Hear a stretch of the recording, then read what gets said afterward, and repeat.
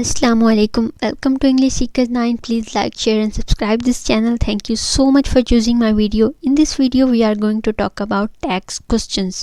जी ये tag questions या question tags ये फ्रेजेस होती हैं सच एज इजंट इट कि क्या वाकई ये नहीं है एंड डोंट यू, जो आप किसी भी स्टेटमेंट के एंड पर ऐड करते हैं उस स्टेटमेंट को क्वेश्चन बनाने के लिए।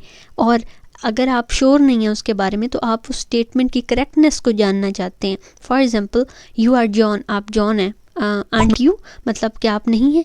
And tag questions is a statement plus mini question, and as I told you earlier that we use tag questions for confirmation. किसी भी बात अनश्योर है तो उसकी confirmation के लिए यूज़ करते हैं। For example, he is 20 years old, isn't he?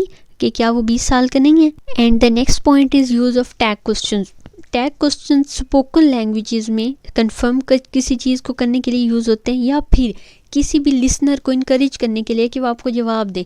For example आप किसी से बात कर रहे हैं एंड वो साइलेंटली आपको लिसन कर रहा है, सिर्फ सुन रहा है, तो फिर आप इस तरह के टैग क्वेश्चन यूज़ करेंगे कि क्या ऐसा नहीं है, तो वो फिर मजबूर हो जाएगा।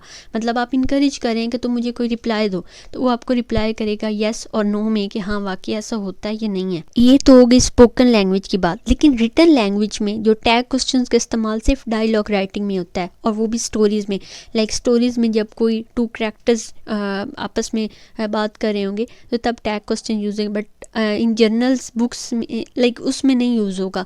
जब भी कोई दो लोगों की बात होगी, जब भी कोई कन्वर्सेशन डायलॉग्स हो रहे होंगे, फिर ही यूज़ होंगे ये टैग क्वेश्चंस। एंड आप यहाँ एग्जांपल्स कह लें या टाइप्स कह लें टैग क्वेश्चंस की कि कुछ जो स्टेटमेंट्स होती हैं वो पॉजिटिव होती हैं लेकिन टैग्स नेगेटिव लगा देते हैं, कुछ स्टेटमेंट्स नेगेटिव होती हैं लेकिन टैग्स पॉजिटिव लगा देते हैं, कुछ पॉजिटिव स्टेटमेंट होती है पॉजिटिव टैग्स होते हैं। तो एग्जाम्पल्स देख लेते हैं उसकी।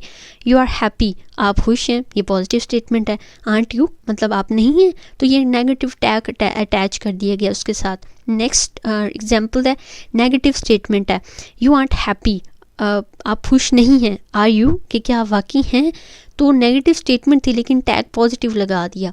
And the third and the last example is positive statement थी that you think this is a joke, आपको लगा ये जोक है, एंड पॉजिटिव ही टैग ऐड किया गया डू यू कि क्या आपको वाकई लगा। सो इस तरह की कुछ एग्जाम्पल्स आपको डिस्टिंग्विश कर सकते हैं टैग क्वेश्चंस को। सो चलिए एक एक्टिविटी कर लेते हैं। ये आपने मुझे कमेंट सेक्शन में इनके आंसर्स बताने हैं।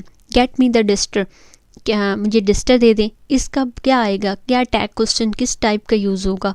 And second activity example is I don't think your sister will be please to see this.